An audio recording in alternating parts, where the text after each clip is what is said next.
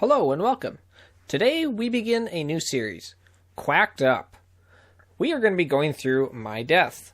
These are my 10 most recent deaths.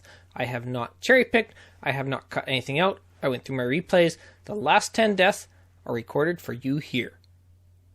The reason for this series is threefold. One of the best pieces of advice I see given and that I give myself to players looking to get better is analyze your play. And that includes trying to figure out how you messed up. So one, I'm doing it for myself, analyzing my own play. I do it on my own, but we're going to be doing it on channel here. Two, hopefully you might be able to learn things from my play, either good or bad. And three, hopefully you will learn how to analyze your own play for mistakes and how to get better. We are soon going to be the last ship alive. My div fought for the decap for most of the game.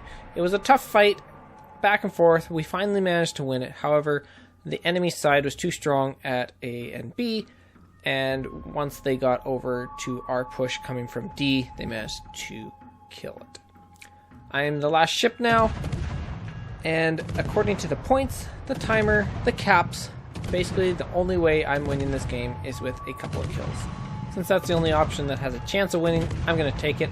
I have a chance against the Goliath if I dodge a few shells, but I don't think my chances are that great. Inevitably, he's going to hit me with enough shells here, and I don't have enough DPM to get through a heal of his. But we keep trying anyways. Hey, I might get a detonation. Who knows?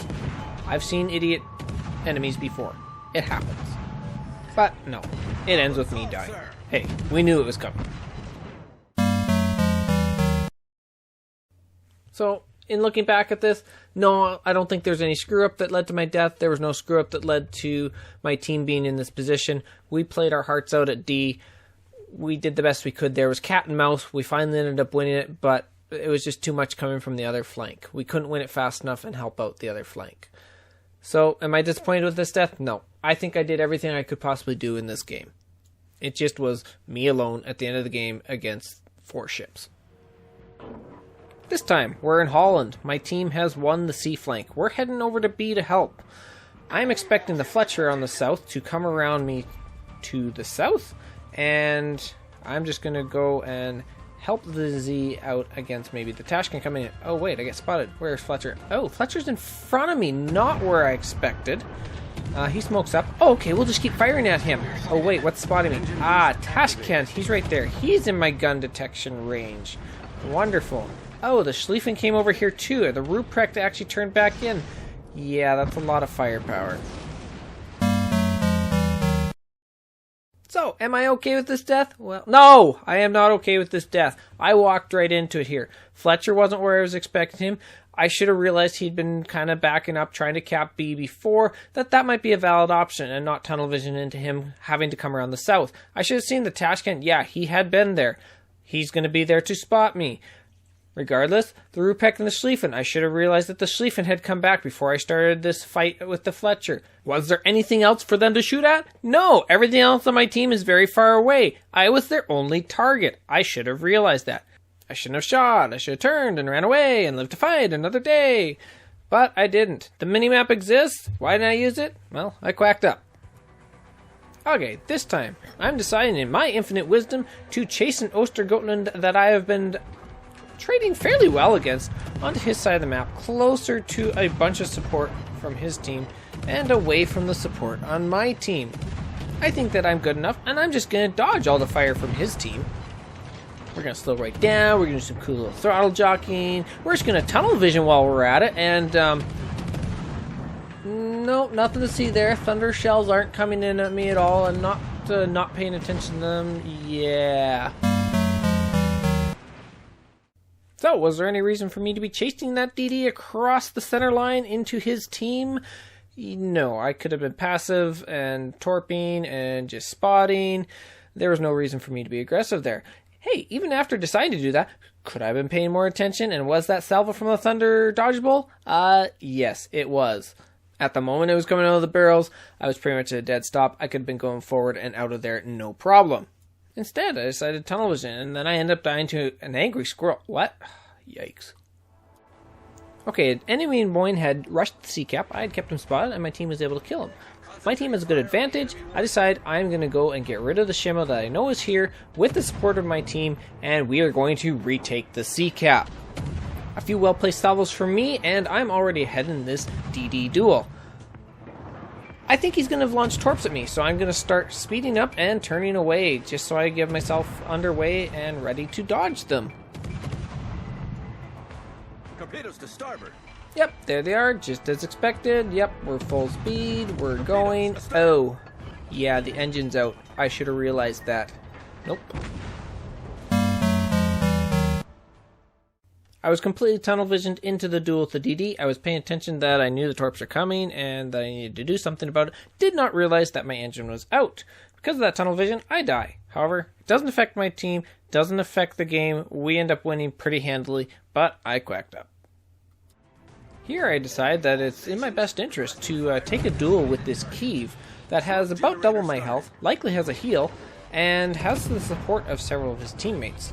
I mean, to be fair, I start the duel perfectly fine, I smoke up, get that initial salvo in, and I get a couple of blind salvos in here, and I trade quite well with him.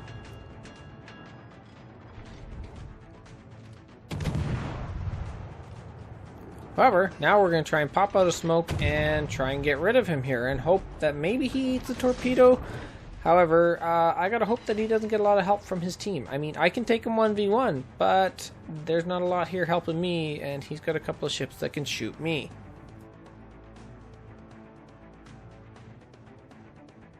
Oh, there he is. Bow in. Guns aren't pointing here. I can hopefully get a little bit of a jump on him. And I do. I get that nice fire. He's probably already DCP'd. And I take a good chunk from the Otago there, about 2k. He gets a good salvo into me for another 3k. However, he's turning away. He's not going to be able to get piles of guns. I'm able to dodge well. However, I'm just a little bit too far behind. And there's another chunk from the Otago. And it's over. Problem solved, sir. The ship is on fire. Enemy battleship sighted.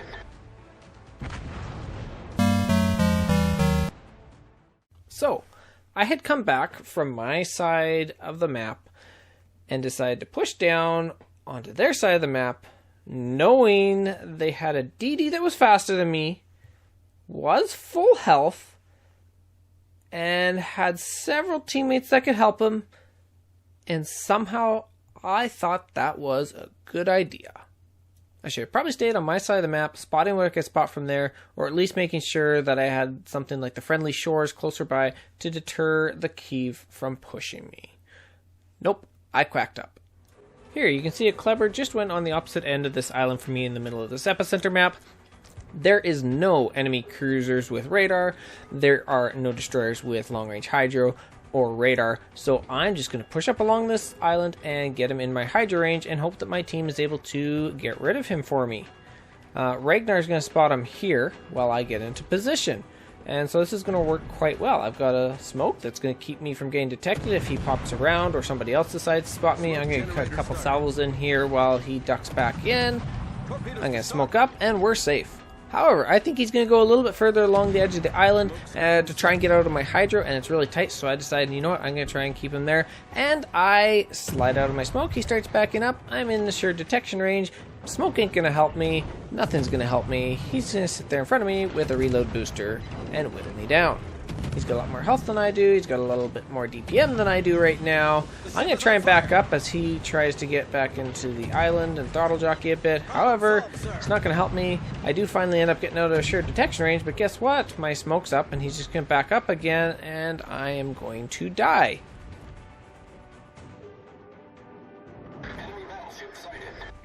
I try to keep backing up. I think the smoke's going to last a little longer than it does, but it doesn't.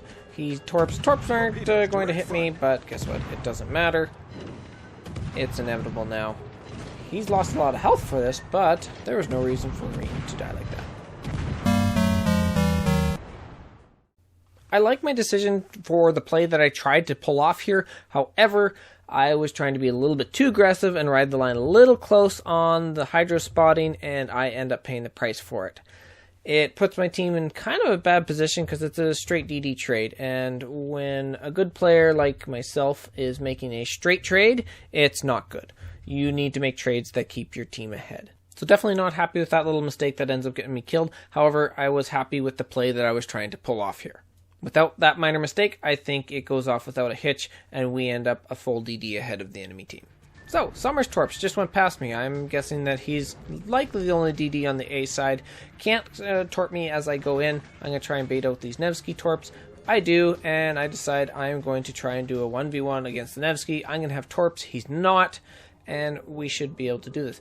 This Vampire 2 has played very weirdly up to this point in time, kind of lagging behind, pulling circles. Like, he's just very erratic, not very aggressive at all, not doing anything that I think a DD should be doing, and so I just kind of forget about him. Nevsky's not giving me great angles. I decide my best target is this Holland that has just popped up that I did not realize was here.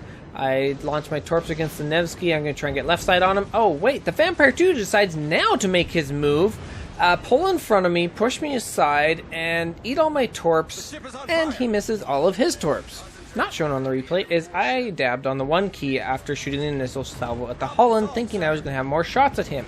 So I shoot my first salvo against the Nevsky, who's now giving me full broadside, and the next salvo is loading is HE. So, one more AP salvo like the last one, and this Nevsky is likely finished. Unfortunately, this isn't an AP salvo. So, we quickly dab the 2 key twice, and we finally get the kill on the Nevsky after he has wrecked a bunch more of our HP. I'm now on 2700 HP and easy pickings for the Holland at close range, who has pretty much all his health left. By the way, the Vampire ate a Torp, and he is also easy pickings for the enemy Holland. So unfortunately, the only option I have here is to try and get as much damage as I can on the enemy Holland, which is not much. I don't think the decision to rush the Nevsky through the backside of A was a bad one. I think under a lot of different circumstances, I win that. If the Vampire hadn't been there, the Nevsky might have eaten a couple torpedoes. Not necessarily likely, but it was possible. The Holland was not much of a threat to me. If I was able to dodge his torpedoes, he was no longer a threat to me. The threat was the Nevsky. I should have never contemplated shooting multiple salvos at the Holland. I should have been completely focused on killing the Nevsky. Had I had AP loaded for that second salvo, Nevsky's dead. I have a lot more health. The Holland is not able to kill me. We both stay alive, and we're able to really take over this side and force the enemy team into bad position. Thankfully, it did not affect the game overall. As you can see, my team on the other side had a big push going, managed to get a few kills. They captured B and C, and we held on for the win. However, I am still salty at this Vampire. Hey, it's Brawls. The enemy Weimar and Heinrich have decided to push around the island the same way. This leaves me able to play Bring Around the Rosie. I am going to try and knock out the enemy Weimar's Torps if I'm not able to Citadel him, and that will prevent him from being able to torp me. I've already seen the Heinrich Torps coming through the channel. However, I just want to be careful that the Weimar's not able to catch me. And I look at the trail again. I think they're going to go past me. I should be fine here. Speed up to get away from the Weimar. Oh. Yeah, I kind of forgot how slow the Heinrich Torps really are. And I thought those were going past me. And I didn't look very well to see if that was actually true. I was tunnel visioned on the Weimar. I could have turned closer to the island. That would have kept my angling against the Weimar and got me under the Torps. I could have slowed down a little bit. I might have risked the Weimar turning and torping me, but as you can see, I had just perma-knocked one of his torpedoes, and I would have been able to likely dodge them as they would have been fired straight away at me. But instead, I quacked up. This left my partner Chukwamu in a very bad situation against a Heinrich where he died to the secondaries, and we lost as a result. In this cap, we pushed hard, got all 3 epicenter caps, and we're in a good position before most of my team decided to eat some torpedo salvos. Anyways, I know that Ashima has just gone behind this island here, so I'm going to go chase him down. As you can see, I was not expecting the Holland there. Holland was last spotted on the other side of the caps, and I am left in a 1v2 where the Holland definitely has the advantage with more HP than I do. But let's put it this way, my team is in a bad position. There was not much I was going to be able to do, and I don't think there's any other way that this was going to play out any differently. Engine boost activated. So yeah, I wasn't expecting the Holland there. Doesn't change anything. Am I disappointed with my play in this game? No, I thought I'd played very well initially up until this point, and my team had left me in a spot where I don't think there was much I could do to pull a win back. I was trying as much as I could by trying to go after the Shima and start something. Maybe we could get a bunch of cross torps or something like that on their push in the middle, but no, it was just too much to do, and we were not able to drag this back towards a win. Enemy Petro that had been camping the rock here had already used his radar here, and with no DDs on this side of the map, I decided that I am going to sneak in on the other side of the sea cap here and try to cap it. He is kind of tucked back in there, and I don't think he's going to go out in front of a Schlieffen and a Stalingrad here.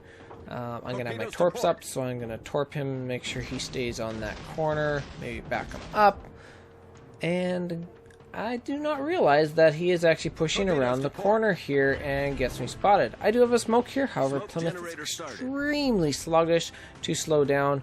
I know I'm likely going to have to take one salvo at least from the Yamato, and I'm hoping he either misses or gets a bunch of overpens.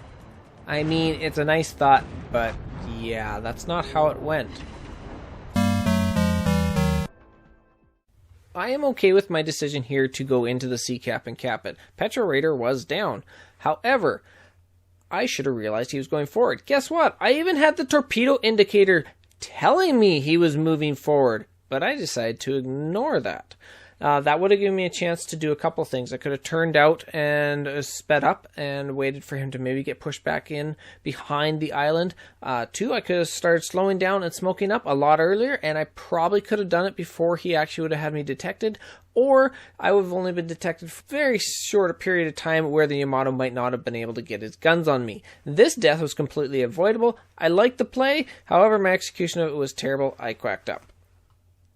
Wow, I was really hoping to keep this in the 10 to 12 minute range. I was going to try and do about a minute on each, but as I did these clips, I realized that I was not going to keep a lot of them under a minute, as context for them needed to be a bit longer in some cases. Anyways, I hope you guys enjoyed this. I enjoyed making it. I mean, so often you see from streamers and YouTubers, you only get to see the good plays. You don't see the bad plays. You don't see them messing up.